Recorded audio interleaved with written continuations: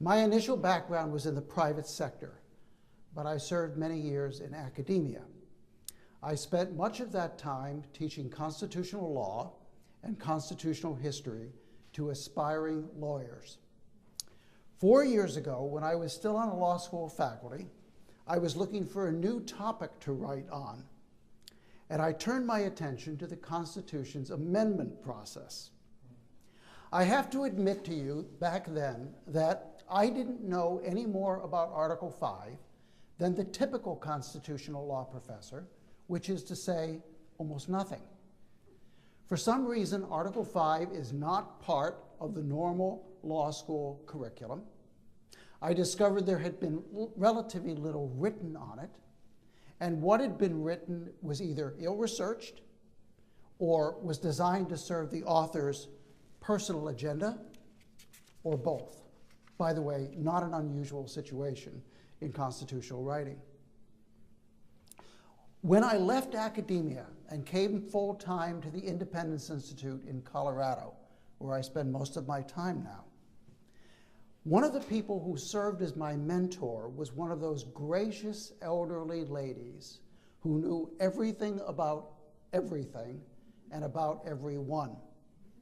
She used to say that our biggest problem is not usually what we don't know. Our biggest problem are the things we do know that aren't so. So when I started my research on Article 5, I knew a great deal about the subject that wasn't so. I thought that a convention for proposing amendments was a constitutional convention. I thought that it was uncontrollable. I was wrong. My research opened my eyes to a part of the Constitution and to a part of American history that was entirely new to me. As it turns out, it was new to a lot of other people who read my work, including other constitutional scholars, some of whom are building on my research and learning even more new things. Later, I'll mention some of what we've learned. But let's look first at what is bringing us together this evening. As Bill Fruth so eloquently outlined, America is in trouble. We are in perhaps the biggest peacetime trouble that America has seen since our country was founded. And for the very first time since the Civil War, it's not just America that is in trouble, it's the very idea of America, the fundamental concept of America that is in trouble. The fundamental concept behind America is that, as you know, all people are endowed by nature and nature's God with rights to life, liberty, and the pursuit of happiness. And to secure these rights, governments are instituted among men, deriving their just powers from the consent of the governed. Adherence to that simple idea freed Americans to propel this country to levels never before seen. America's truly explosive growth occurred during our first 175 years. We began that period as a ramshackle country on the outer edges of civilization. We ended it as the greatest nation the world had ever seen. This was the time when motorized transportation and instant communication were invented and perfected, mostly in America. It was when we learned to harness electricity. It was when we developed modern medicine and 100,000 devices to make life easier, longer, and more convenient. It was also when we freed the slaves and brought about the emancipation of women. Our progress since that time has been considerable, but much of that progress represents momentum from the first 175 years. If you doubt this, think of the extent to which the internet and modern computer technology depends upon one 19th century accomplishment, the harnessing of electricity. No electricity, no computers, no modern technology. Why was America so successful?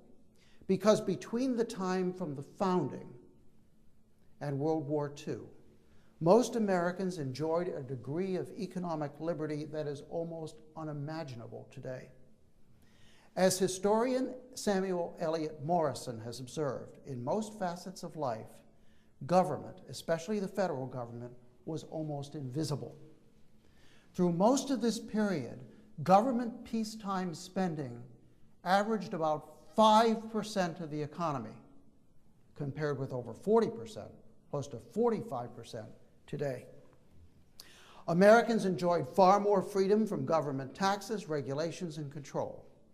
They enjoyed almost unrestrained freedom to innovate, earn a living, run a business, hire workers, take a job, join or not join a union, keep their own pay, form contracts on their own terms, keep and bear arms, open schools, build charities, and speak and worship as they pleased. They could do all these things without worrying about what the government might do to them. Like my friend in Libby, Montana, who was almost driven out of business by the Environmental Protection Agency, which for political reasons persecuted him for years over a small drain that wasn't even polluting anything. Or like me, when I had employees and received almost simultaneously from the government a letter telling me that I had underpaid by $30 and better pay it immediately, and about the same time, a letter from the government telling me that I had overpaid by $30. America became great during a period when people simply didn't have to deal with this sort of aggravation and expense. If you needed to start climbing the economic ladder, you could go to any local business and get a job on a handshake. No intrusive paperwork, no Social Security numbers, no payroll withholding, just a few state and local regulations to protect life and health. If the boss liked your work, he could keep you on without worrying whether you were the 50th employee who might trigger the Obamacare mandates or only the 49th employee who did not. You didn't need health insurance anyway, because despite the limited technology and the fact that doctors still made house calls, medical care was far less expensive then. And if you had a catastrophic illness, and this point is often lost, when you had a catastrophic illness, there was a vast web of local relief agencies, mutual benefit societies, family networks, and private charities to help you out. And if your boss couldn't keep you on, you could move freely to another job that was probably better. Or you could go into business for yourself without the government imposing insurmountable fees and barriers for doing so. You could buy your own land without suffering the kind of official harassment now inflicted on many landowners. You could keep almost everything you earned for your support and the enjoyment of you and your family. You could maybe become rich. Those times were empowering, exhilarating, and exciting beyond belief. And unlike today, young Americans could actually get jobs. They didn't have to live in their parents' basements leeching off daddy's savings. They could earn their own way, start saving money in sound, uninflated, gold-backed currency, raise their own family on their own resources, and build their own careers. Now, the politically correct textbooks tell you that America's success was the result of natural resources, ethnic diversity, government programs, and the oppression of minorities. This is largely balderdash. It is true that some minorities, notably Asian Americans and African Americans, were less free than the majority. But it is also true that we have great natural resources and ethnic diversity. But those were not the fundamental reasons for America's success, because those things were true of many other countries as well. Countries like Russia, Brazil, China, and India, all of which, unlike America, remained backward and poor. What America had that they didn't have was freedom under law. Freedom under law became compromised when the federal government used the excuse of the Great Depression that it had largely created and prolonged to tear down constitutional limitations and greatly expand its reach. By 1960, just a few decades after the Depression ended, government was absorbing 25% of the economy. Today, as I mentioned, it's absorbing nearly 45%. A government founded to protect liberty has become an instrument for destroying liberty.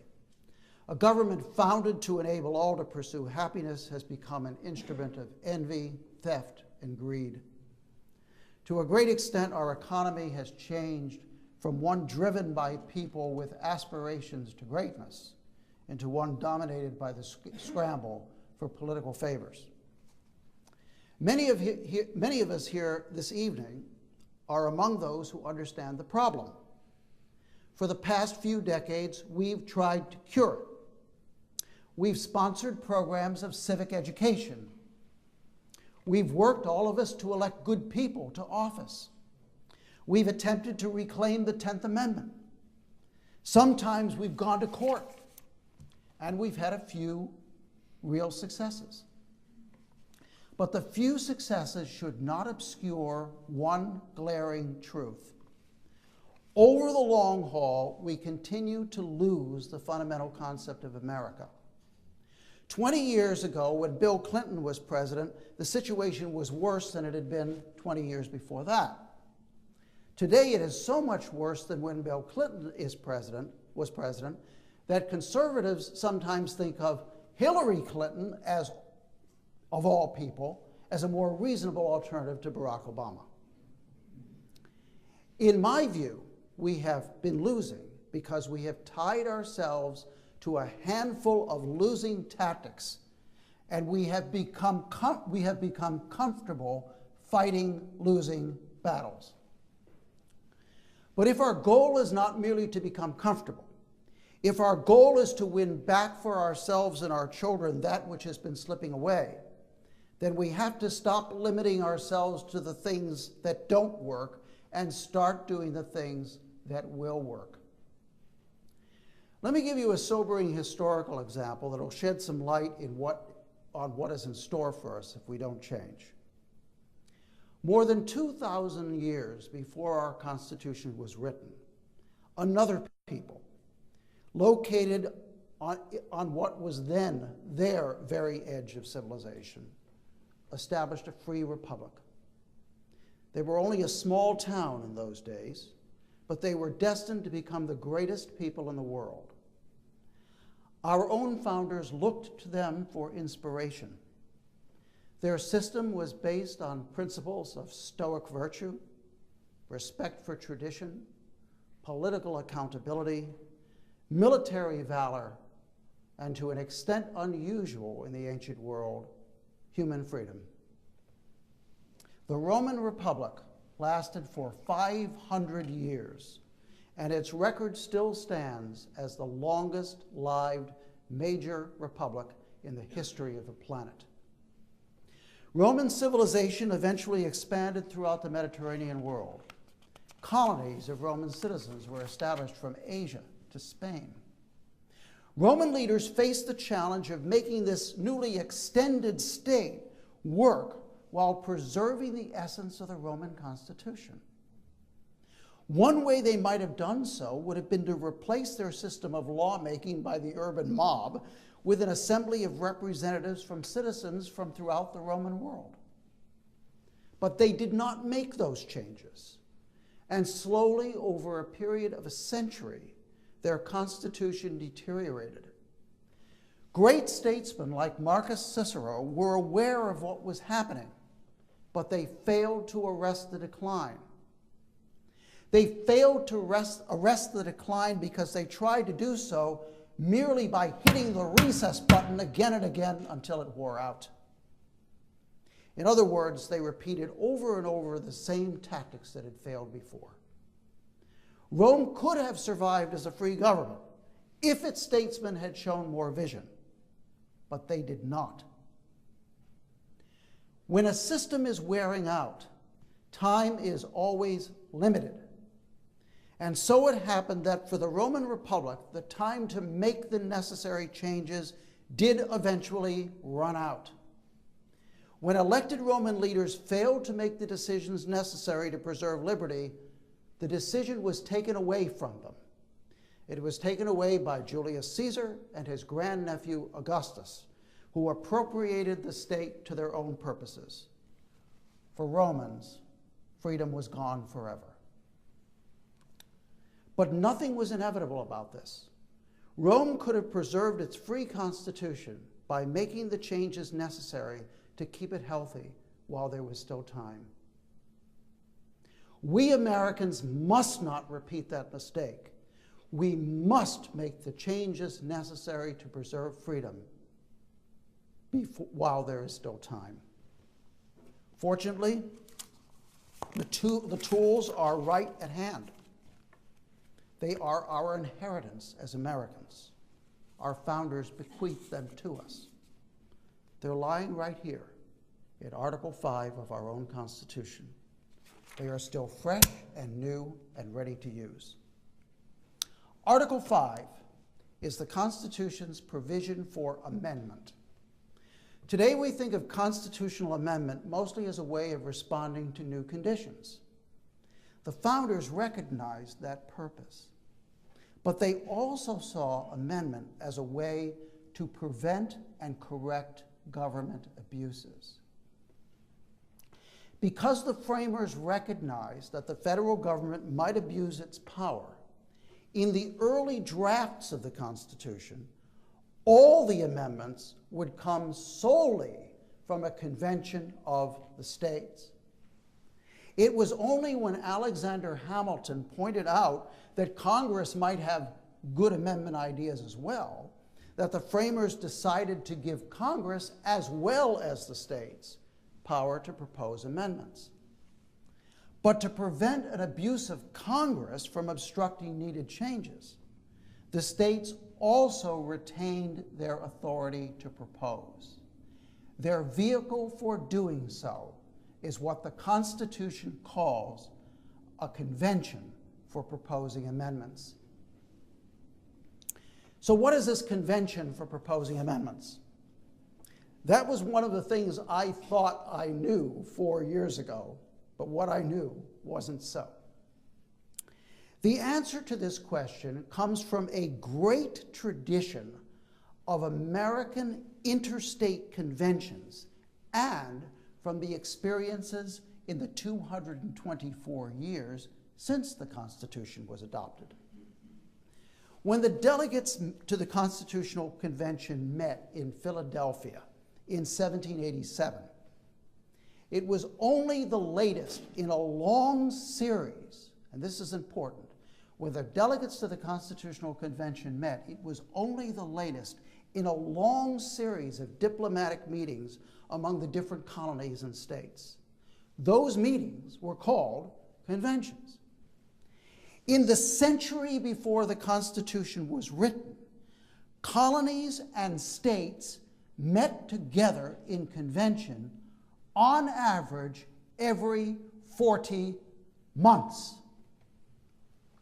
They addressed subjects like Indian relations, foreign relations, common defense, currency inflation, and interstate trade.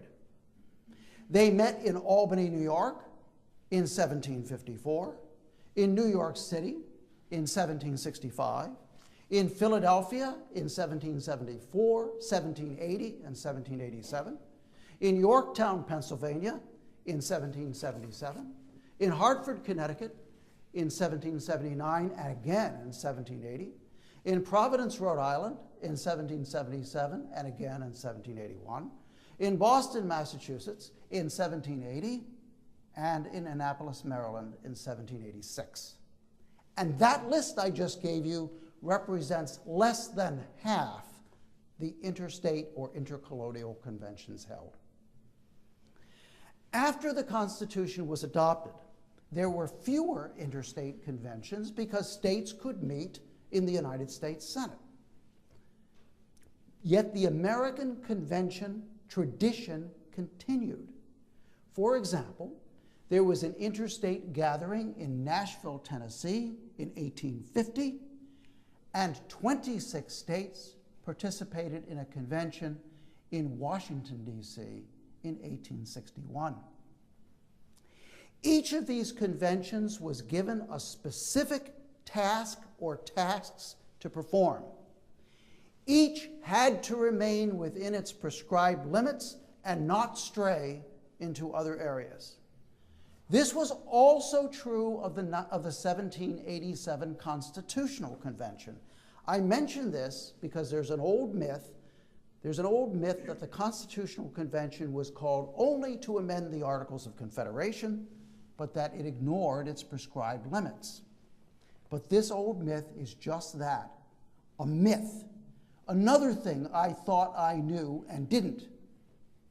During this conference, I'm sure that one of your speakers, Nick Dranius, will be happy to clarify this a little bit more for you. Besides this great convention tradition, our understanding of Article 5 is informed by 224 years of experience and by important decisions from the United States Supreme Court and from other arms of the judiciary. Here is one example. You may have heard the claim that a convention is sovereign, and whatever limitations you might try to put upon it, it can do anything it wants.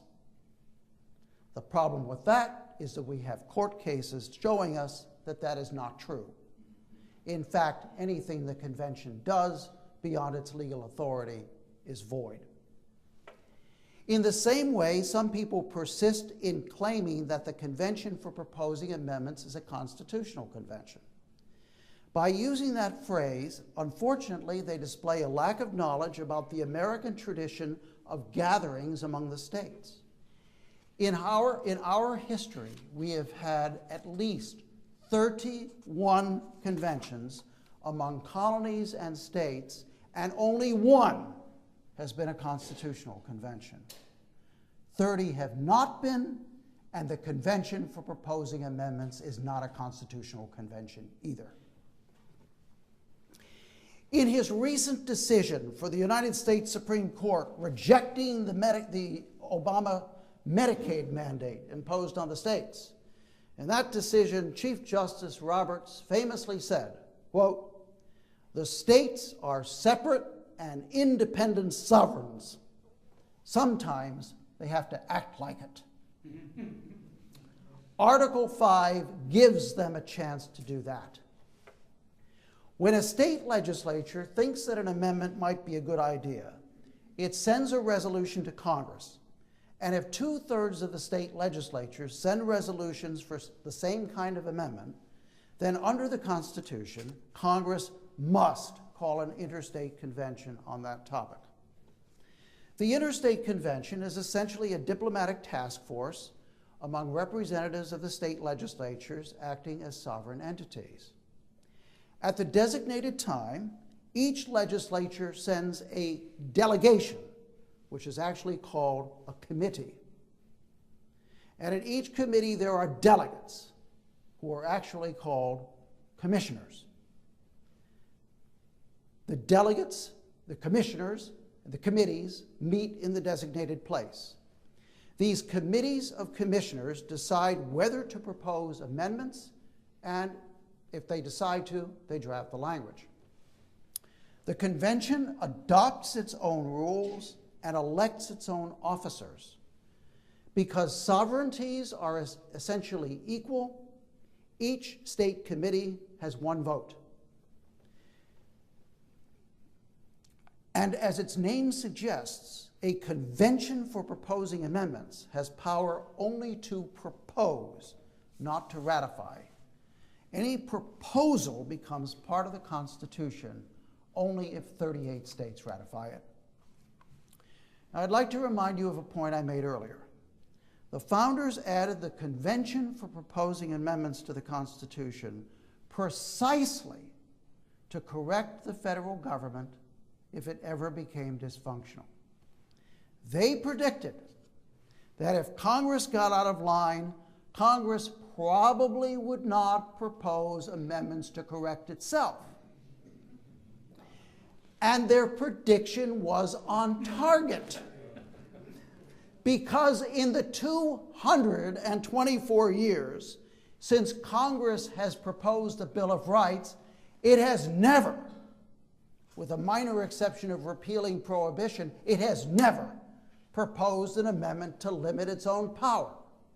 It has proposed plenty of amendments to expand its own power, but never an amendment to limit it. Now, imagine, if you would, that we have two guests in the room. Imagine that James Madison and John Dickinson are with us tonight. Suppose we told them what Bill Fruth told us. Suppose we told them that the federal government had far exceeded its constitutional authority. Suppose we told them that Congress had become an auction house for special interests, that Congress had run up a huge debt because in 45 of the last 50 years they'd failed to even balance their own budget, that federal politicians had created a dependent class of citizens whom the politicians could manipulate for their own purposes.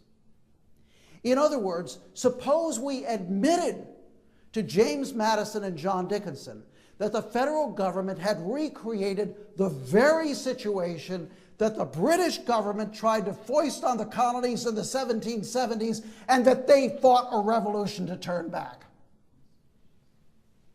When we told them all this, no doubt James and John would ask us a very natural question. They'd ask if we'd ever tried to correct the problem through the state-driven process of Article 5 that they had given us. And when we sheepishly admitted that no, we had not, that we had been deterred by sloth and ignorance and the hysterical claims of alarmists and cranks, what would those founders say? I think they would tell us that the whole mess was our own darn fault.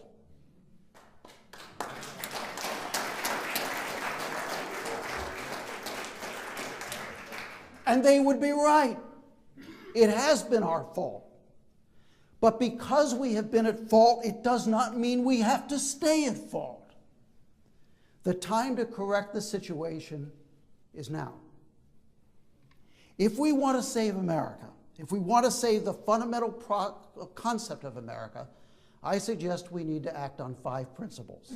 The principles are vision, unity, determination, legality, and organization. Together, they add up to victory. First, vision. We must have a clear idea of the kind of America we want to have. One where individual rights are respected. An America where people understand the difference between rights that you are entitled to and government largesse, which you are not entitled to. An America of limited government, personal responsibility, and self-reliance. An America prosperous and free. Next, unity. Many of us have different ideas, and you'll hear some of this tomorrow. Many of us have different ideas about how to use the Article 5 tools the founders bequeathed to us. That discussion is normal and very healthy. We also must remember, however, that we are all on the same side. Later this year, a committee of activists, of which I'm a member, will be inviting state lawmakers from throughout the country to an informal conference on proposing amendments, to be held far away from Washington, D.C., in the growing and entrepreneurial city of Denver, Colorado. The purpose of this conference is to develop common approaches we can all live with. Let your state lawmakers know about it, and we can start planning now for unity. Determination. Like the founders, we must be willing to commit our lives, fortunes, and sacred honor. I can tell you that some in this room have already done so. You see, it requires determination to accomplish any real political change.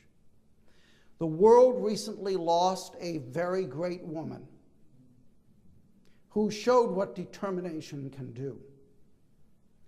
It will take determination to overcome those well-intentioned but misguided souls who fear the cure our founders gave us more than they fear our descent into national destruction. But once we get past them, we'll need even more determination to overcome the power brokers in the national media, in politics, and in academia. Those people control much of the high ground in American power politics. But just as the late Margaret Hilda Thatcher overcame similar forces in Britain, largely by the force of sheer determination, so also will we overcome them in America. Legality. If we keep our activities strictly legal, this will not prevent us from being vilified in the media with the worst kind of slander. The history of the Tea Party proves that. But if we keep our activities strictly legal, it will help to prevent failure and achieve victory. Those with vested interests in the status quo have plenty of money. They have plenty of money for lawsuits. If we do not follow legal procedures, those lawsuits will undo all our hard work. The experience of the term limits movement is instructive in this regard. In the 1980s and 1990s, advocates for term limits tried to use Article 5. But in doing so, they violated the Article 5 rules as the courts had laid them down.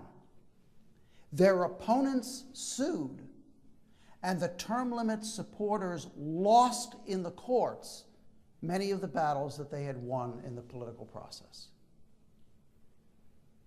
Make no mistake, once this campaign starts to succeed, we will be sued. So don't give the opposition any reasonable way they can win their lawsuits. Vision, unity, determination, legality, and finally, organization. To win, we need grassroots support and financial help in every state. In other words, we need your help, the help of your state lawmakers, financial contributors, your friends and neighbors. The campaign to save America will succeed only if it is a mass movement in which all understand that our future and the hopes of our children and grandchildren are at stake. Like the Romans who tried to save the Republic but did too many ineffectual things for too long until they lost their freedom entirely, we do not have unlimited time. Eventually, of course, our country will go bankrupt.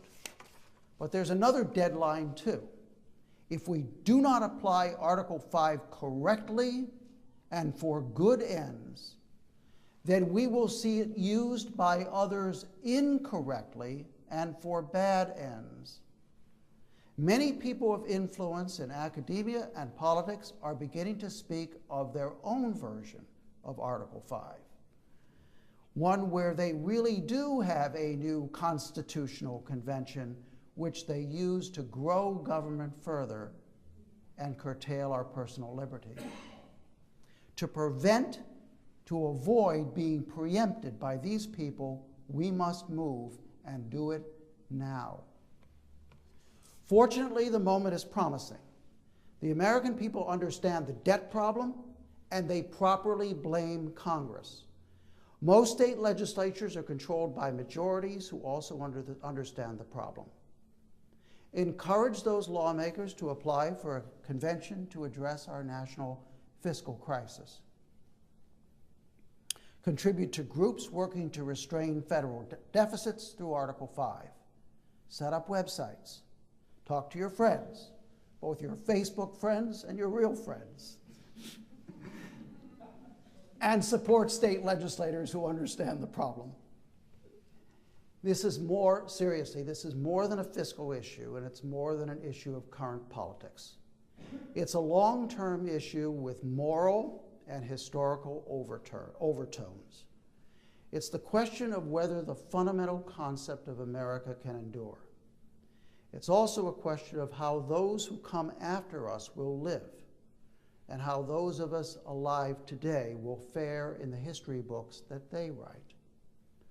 May they say of our generation that we labored rightly in a just cause, and in doing so, that we rose to greatness. Thank you very much.